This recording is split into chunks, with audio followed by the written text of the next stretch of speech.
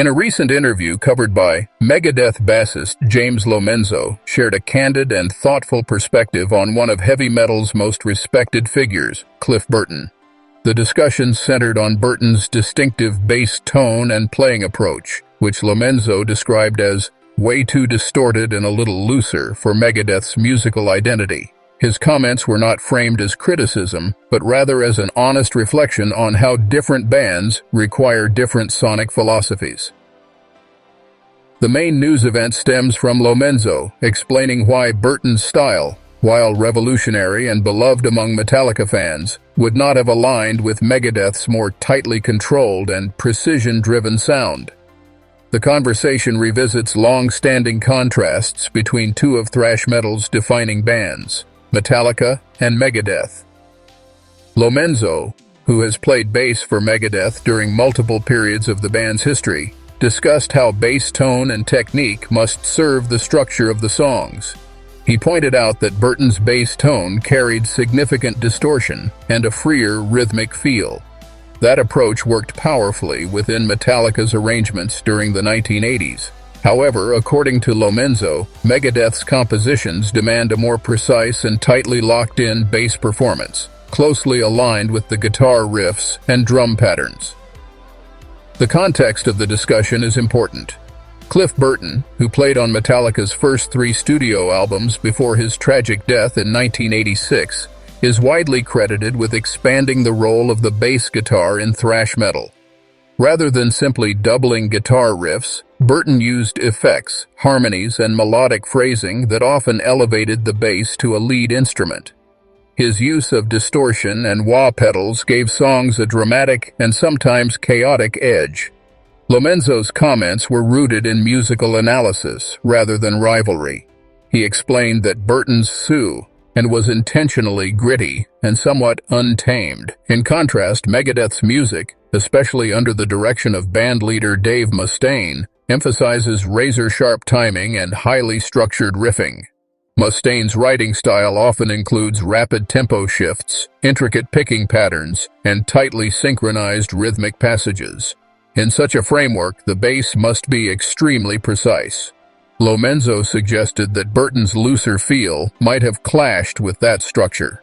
The comment highlights a broader truth about band dynamics. Even legendary musicians are not interchangeable. Musical chemistry depends not just on skill, but on compatibility. The article does not present speculation about Burton ever joining Megadeth. Instead, it uses LoMenzo's remarks to explore stylistic differences between two bands that share historical roots. Dave Mustaine was famously a member of Metallica before forming Megadeth in 1983. After being dismissed from Metallica, Mustaine founded Megadeth with the intention of creating faster and more technically aggressive music. That divergence shaped the bass roles within each band. In Metallica's early years, Burton brought a classical influence and experimental edge. His contributions can be heard prominently on albums such as Kill 'Em All, Ride the Lightning, and Master of Puppets. Songs like Anesthesia, Pulling Teeth, showcased bass as a standalone voice, something uncommon in thrash metal at the time. Megadeth, by contrast, built its identity on technical precision, from early releases like Killing Is My Business and Business Is Good, through later classics such as Peace Sells, But Who's Buying? The band's sound required tight rhythmic unity. The bass often functioned as a foundational element, reinforcing complex guitar lines rather than diverging into extended melodic exploration. LoMenzo's remarks help viewers understand that tone and timing are not merely aesthetic choices. They shape a band's entire sonic identity. He emphasized that Burton's distortion-heavy approach worked beautifully in Metallica's context. But in Megadeth's world, where riffs are sharply defined and rhythmically exact, a looser feel might disrupt cohesion. This distinction is not about quality, it is about design. Metallica in the 1980s allowed more space for atmospheric builds and dynamic contrast. Burton's tone added depth and texture to those arrangements. Megadeth's arrangements, particularly under Mustaine's leadership, frequently demand surgical precision. LoMenzo's own playing style reflects that philosophy. Known for his clarity of tone and disciplined timing, he aligns closely with Megadeth's structural intensity. He has explained in past interviews that playing in Megadeth requires close attention to articulation and tight synchronization with the drums. The conversation also underscores how thrash metal evolved into multiple branches during the 1980s. Although Metallica and Megadeth share origins, they pursued distinct musical paths. Metallica gradually incorporated broader melodic structures and mainstream accessibility in later decades. Megadeth maintained a reputation for technical complexity and speed-driven compositions. By discussing Burton's bass tone in practical terms, LoMenzo invites fans to consider how instrumental roles differ across bands. In some groups, bass may function as a melodic counterpoint. In others, it acts as a rhythmic anchor. Neither approach is inherently superior. The timeline of this discussion matters because it comes decades after Burton's passing. Cliff Burton died in a bus accident in Sweden in September 1986, while Metallica was touring for Master of Puppets. His death marked a turning point not only for Metallica, but for the entire metal community. He remains one of the most revered bassists in heavy metal history. LoMenzo's remarks do not diminish that legacy. Instead, they acknowledge Burton's uniqueness. Saying that Burton's tone would not fit Megadeth is, in a way, recognition that he belonged perfectly where he was.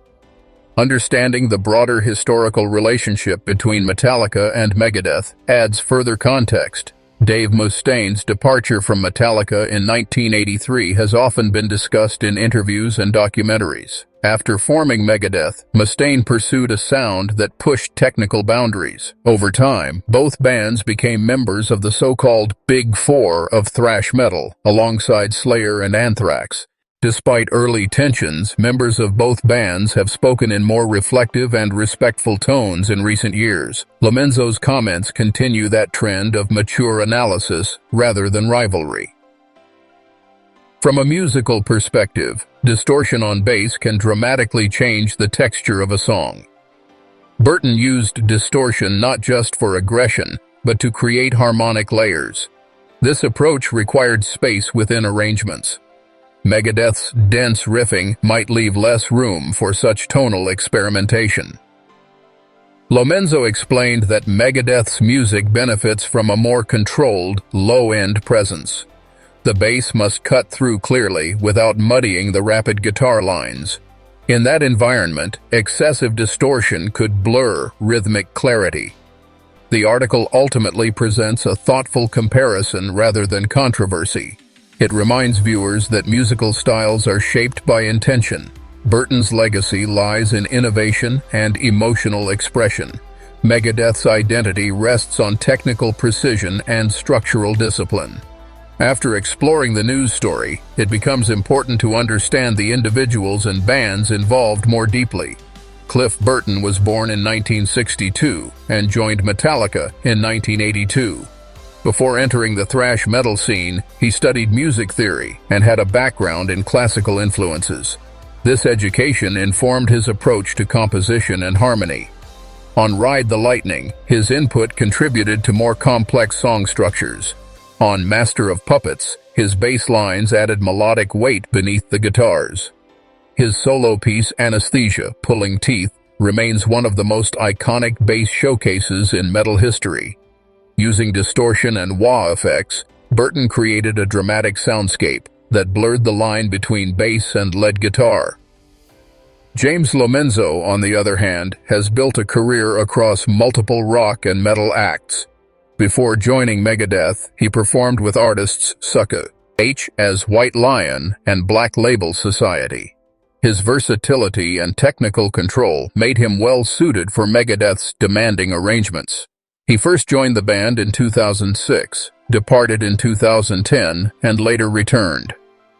Megadeth itself was formed in 1983 by Dave Mustaine after his departure from Metallica. The band quickly gained recognition for speed, aggression, and intricate musicianship. Albums like Rust in Peace are frequently cited among the most technically accomplished thrash metal records ever recorded. Metallica, formed in 1981, rose from underground thrash pioneers to global rock icons. After Burton's death, the band recruited Jason Newsted and later Robert Trujillo. Over time, Metallica expanded its sound beyond thrash, achieving mainstream success with releases like the self-titled Black Album. The stylistic divergence between these two bands illustrates how individual musicians shape collective identity. Burton's experimental tone helped define early Metallica. Megadeth's tight precision reflects Mustaine's compositional vision and the discipline of players like LoMenzo. Both bands became part of the thrash metal movement that emerged in the early 1980s in California. This scene fused the aggression of punk with the technicality of heavy metal. While they shared origins, each group carved its own artistic path. LoMenzo's recent remarks provide insight into the importance of fit within a band. Even a legendary player like Burton had a specific musical environment where his style thrived. The same is true for LoMenzo within Megadeth. In the end, this discussion is less about comparison and more about appreciation. Cliff Burton's distorted, expressive tone helped push metal forward. Megadeth's structured intensity represents another branch of the same evolutionary tree. The story reminds us that music history is shaped by both collaboration and divergence. Metallica and Megadeth began with shared connections but grew into distinct entities. Each bassist contributed to defining those identities in unique ways. By examining tone, timing, and philosophy, James LoMenzo offered fans a rare technical glimpse into what separates even closely related bands. His comments highlight the importance of cohesion, precision, and musical vision. Cliff Burton's legacy remains untouchable within Metallica's story.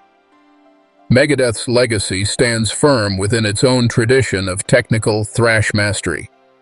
Rather than diminishing either, LoMenzo's perspective deepens understanding of both. And in that contrast lies the enduring power of thrash metal, a genre where individuality and discipline coexist, and where even decades later, musicians continue to reflect thoughtfully on what made their peers truly unique.